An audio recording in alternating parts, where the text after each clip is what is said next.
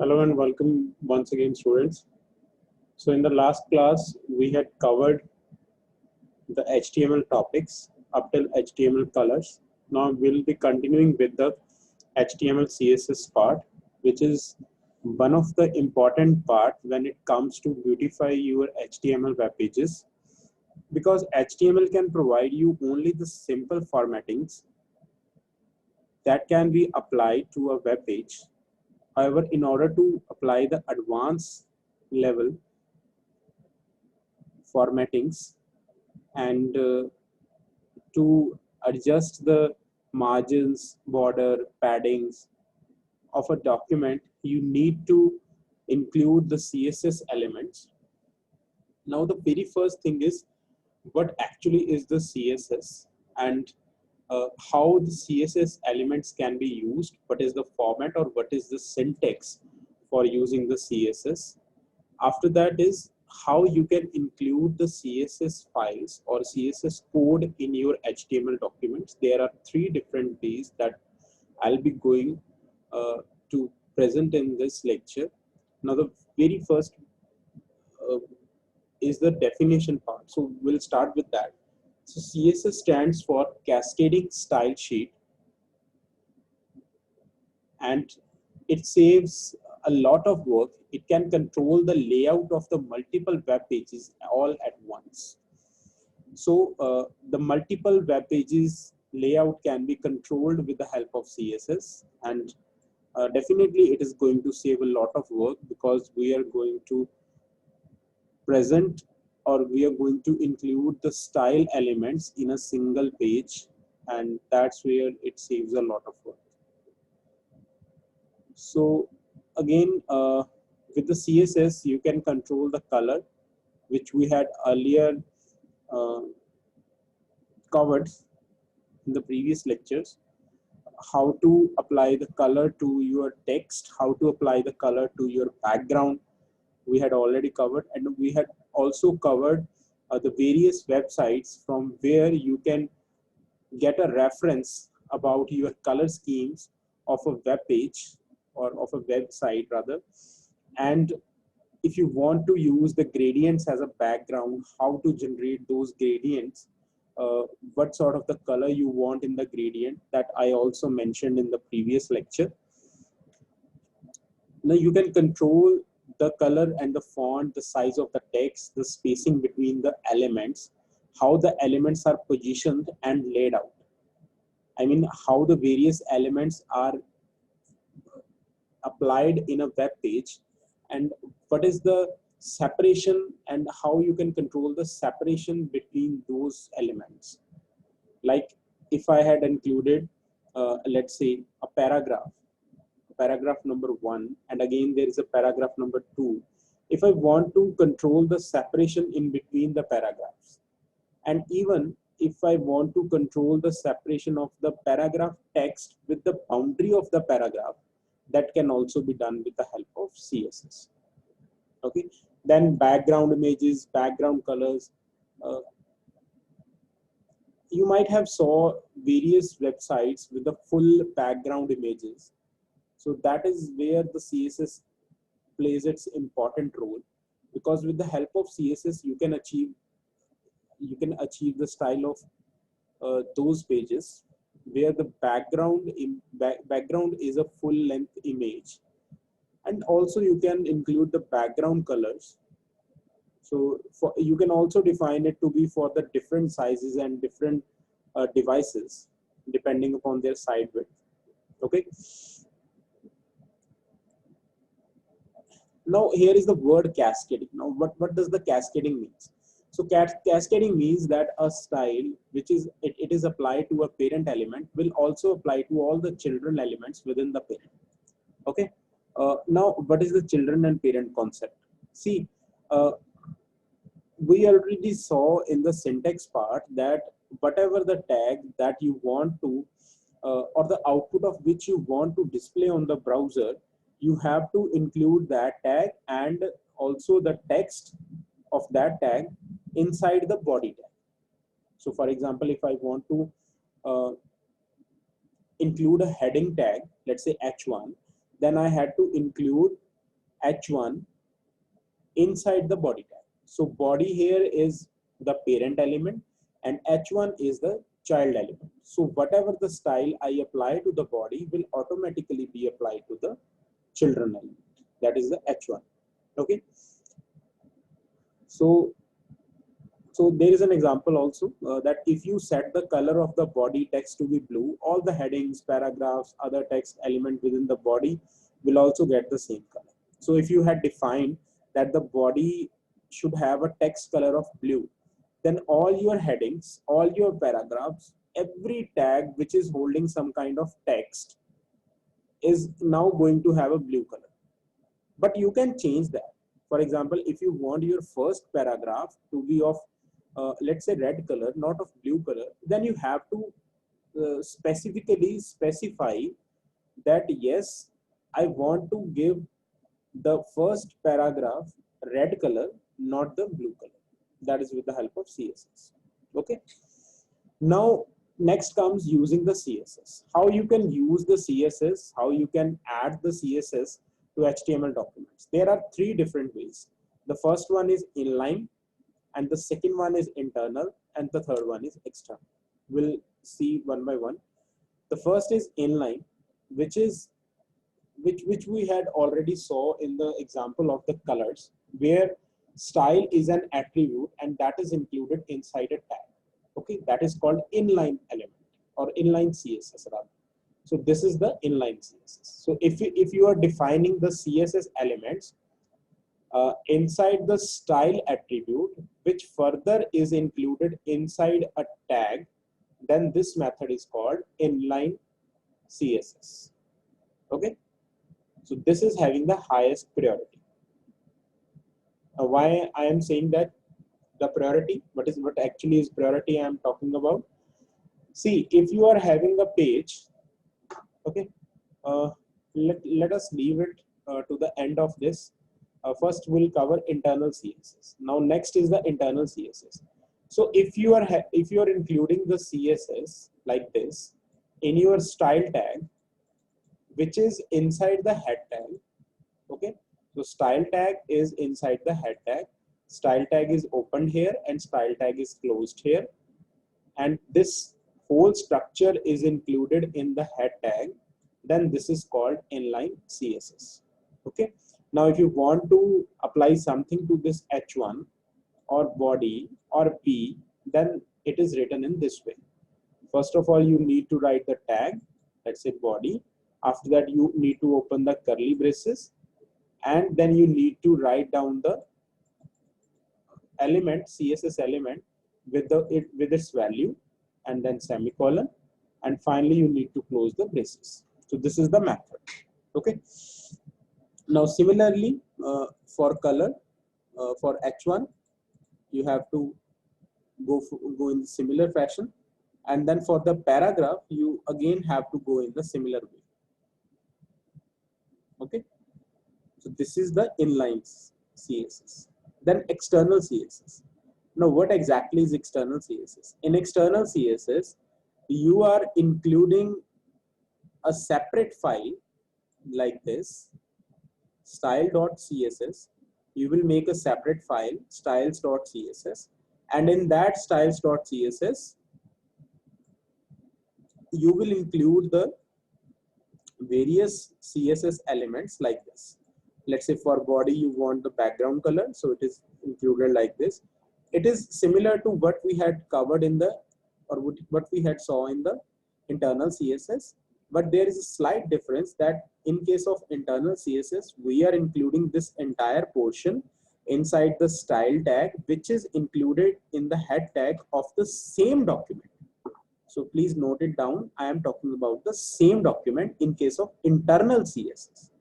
But in case of external CSS, what actually is the point that you are going to write all the CSS elements in a separate file with a file name, then dot, and after that the extension of the cascading style sheet, which is CSS. Okay. After that you have to save the file, and then you need to include this file. Okay. So how you can include?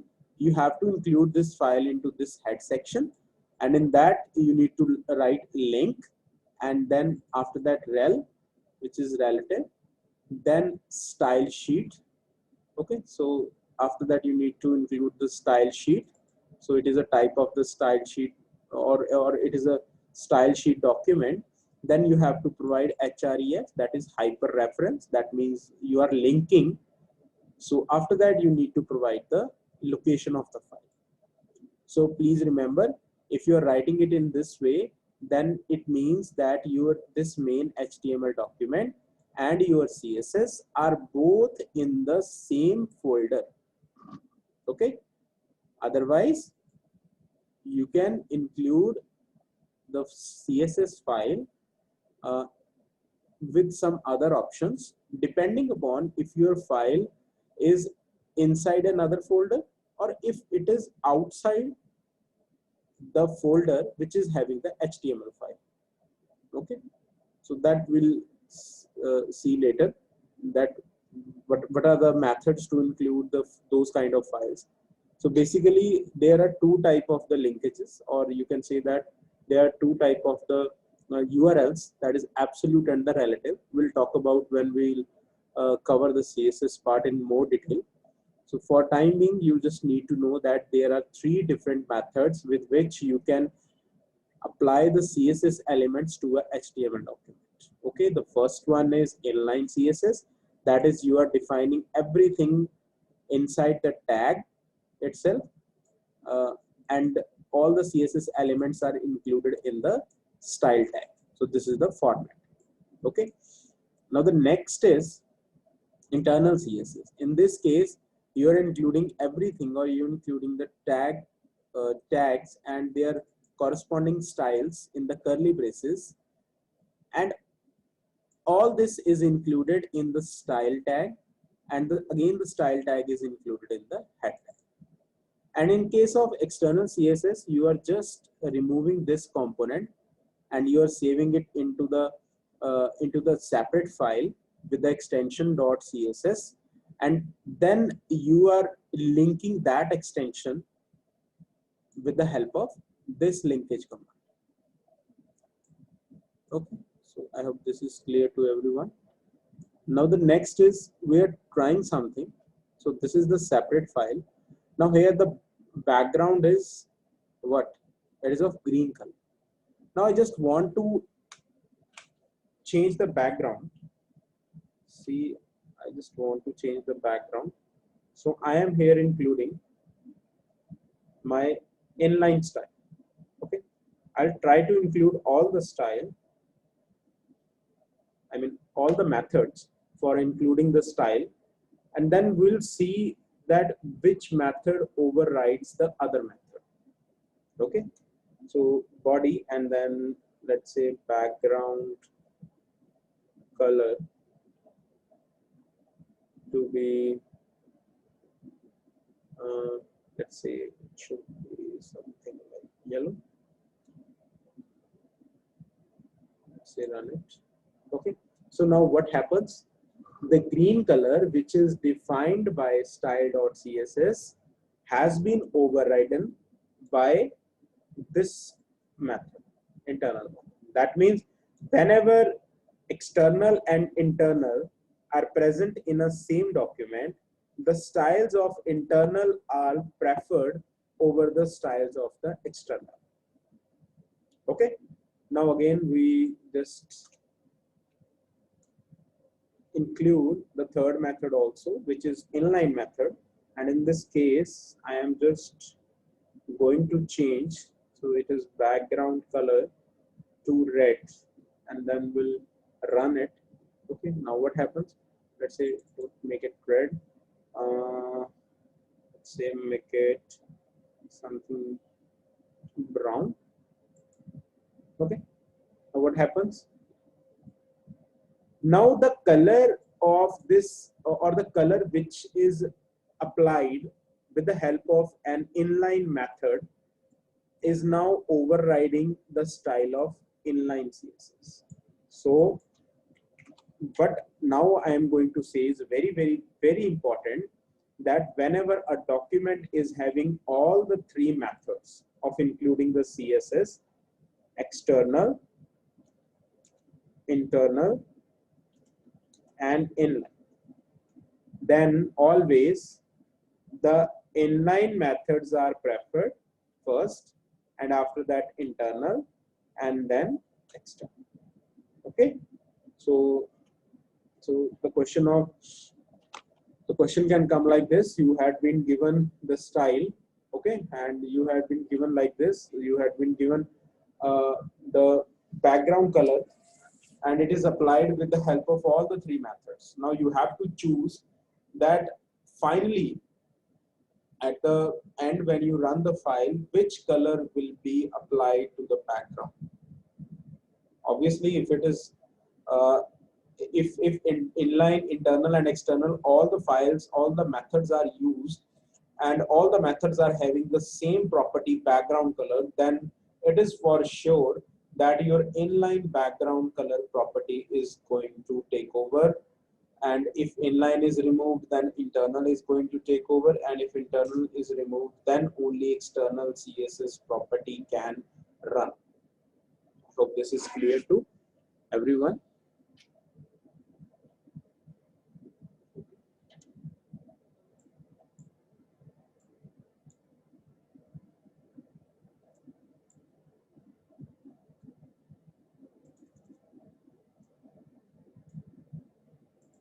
Now the next is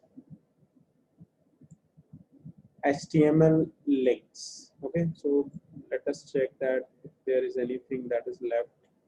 Okay, so I am not going to cover these parts right now because that will be covered in detail in when we cover CSS part in detail. CSS color, font, sizes, and then there are certain properties like border, padding. We'll cover it detail in the CSS. Now, next is the links. You have already seen that a web page is incomplete if you had not included a link part.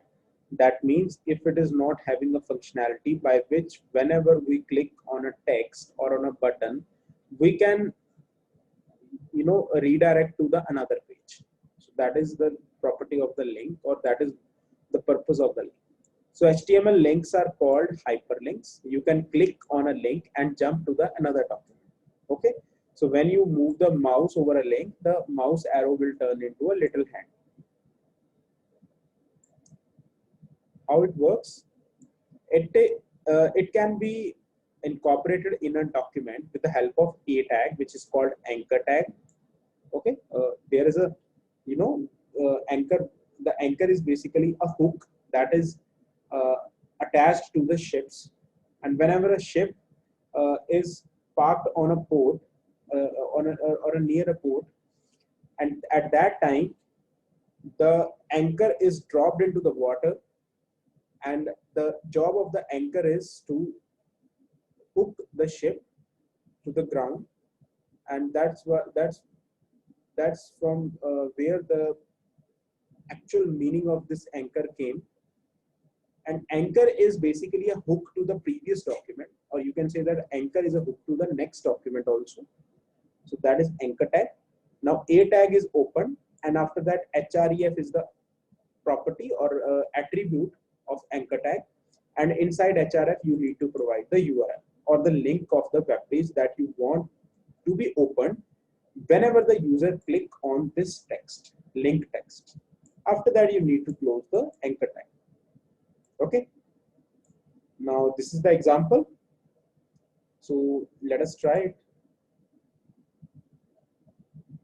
Now here paragraph is written, and inside the paragraph anchor tag is open, and href equals to this value is written in the href attribute, which is w3schools.com, and after that it is closed, not completely closed, but the opening bracket of the opening tag is closed. Now after that the text is written. Now this is the text on which the hypertext or the hyperlink is applied. So like this. So here is a visit w3schools.com, and after that anchor tag is closed. Now whenever I place the cursor on this text, my cursor transformed into a little hand. Okay. Now, whenever I click on this, it will automatically open the website. So this is the property of the anchor tag. Very, very useful tag, and you are going to include it in a multiple ways and multiple times in a document. Okay. Now we'll see one more attribute in the anchor tag. Besides href, there is a tag, attribute which is called target attribute, and we sometimes also use this. Now target attribute can have the following properties or following values. The first is self, that means it is a default. That means whenever you click this link, the new page will open in the same window. So please note down, if you use target equals to self, or if you don't use the target at all, then on clicking the visit W3 school or clicking on the link, the new document of the new page will open in the same window. Okay. Then after that is the blank. So blank is, it opens in the new tab or new window, and then parent, it opens the document in the parent frame, and top, it opens the document in the full body of the window. Okay. So these are some properties, and you can try it out like this. So now if I click on this, then W3 school is opened in the separate tab or separate window. Okay. And the next is again very, very important topic, which I already was talking about, absolute URLs and relative URLs. Okay. Now absolute URL. Absolute means it is having a complete address. If it is a document that is on your system, then it should have a complete address. Complete address means starting from C, or starting from D drive, or starting from E drive. Okay. So let's say if the document is, if I had included the document, HTML document inside a folder named web design, which is again inside the documents folder. Okay. Then in that case, the full path is C. After that, okay, so let us try it in this way.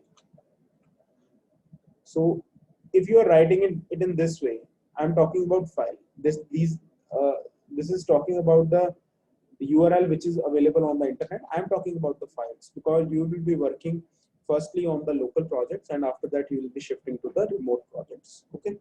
Now in this case, C, and after that whatsoever name it is given, let's say C, after that there is a name, and then documents. Okay. After that is web design. Okay. After that there is a page called index.html. So this type of address is called absolute address. Okay.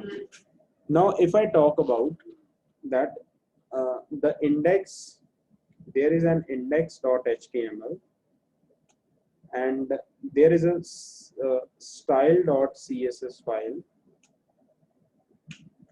and both files are in the same folder. Both in same folder. Now, if you want to include the CSS file in index file using the absolute method, then you have to include the entire path like this. Then you have to include this entire path. Okay. Then you have to include this entire path. But in case of the relative addresses, then only you just need to write style.css.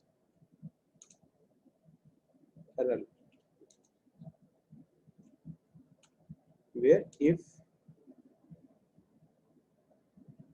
the file is to be included inside index.html. Okay, so clear. So there is no larger difference in this. Absolute means you are defining the complete address. Relative means you are not defining the complete address. You are just defining uh, from the current file location, and after that you are defining the next folder or the previous folder, and likewise. That's it. Okay. So yeah, this is all about the link tag. So, and there is a link color also. So you can control that link color, but we'll be talking about these link colors in the CSS part. You can control this thing also. Uh, the link, whenever you hover the cursor on the link, the color changes, and you can change the color to, by default it is blue. You can change the color to any color. We'll talking about when we'll cover the CSS part. Now the last thing that I'm going to talk about is HTML images. Okay, so HTML images are very important tag.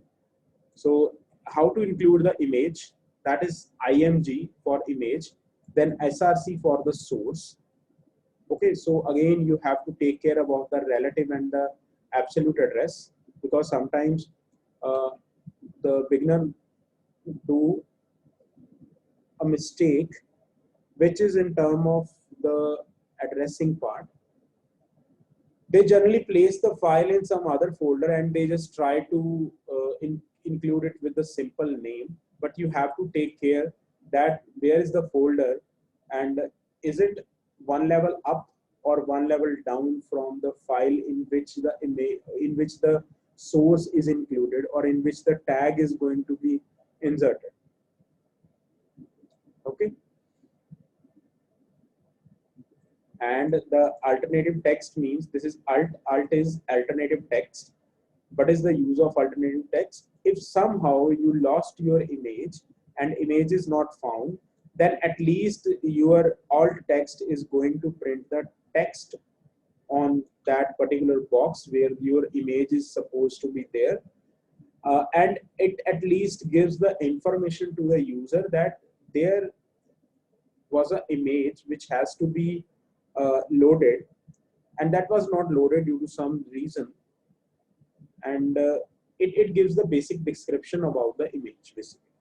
Okay, then you can also control the height and the sizes also. Okay, height and width. So you can include it like this. You can include the style also. In style you can define the width in pixels, and then height also in pixels you can define. So let's try it. So if you are going to change the let's say width, or sorry, height in pixels, then the height is again reduced. And if you want to reduce the width in pixels, so you can also change the things. Okay, so it's up to you. You can change it as far as your preference.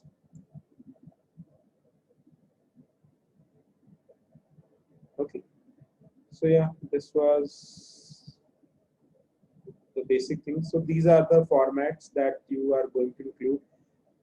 You need to include the file extensions also.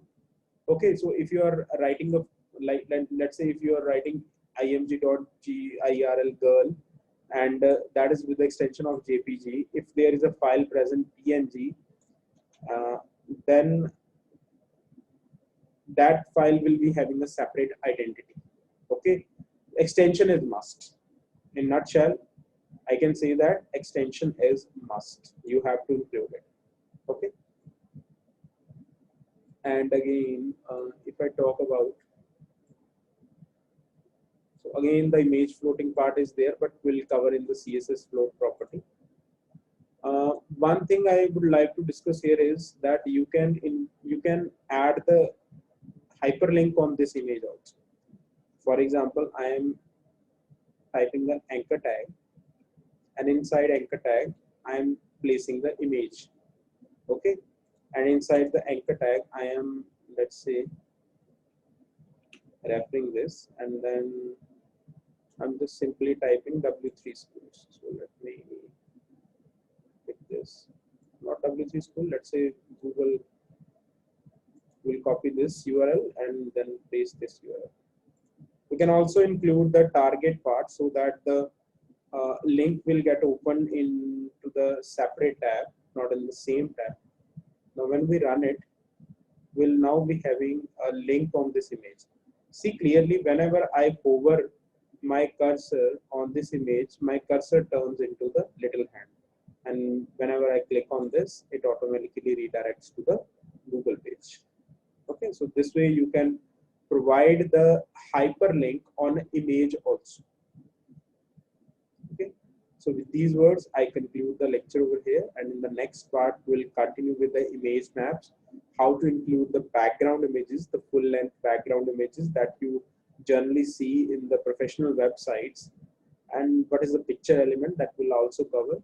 And we'll also deal with the other parts like tables, lists, and we'll continue in this way. I hope you like the content, and if you are having any doubt related to this, you can discuss with me. Thank you once again for listening.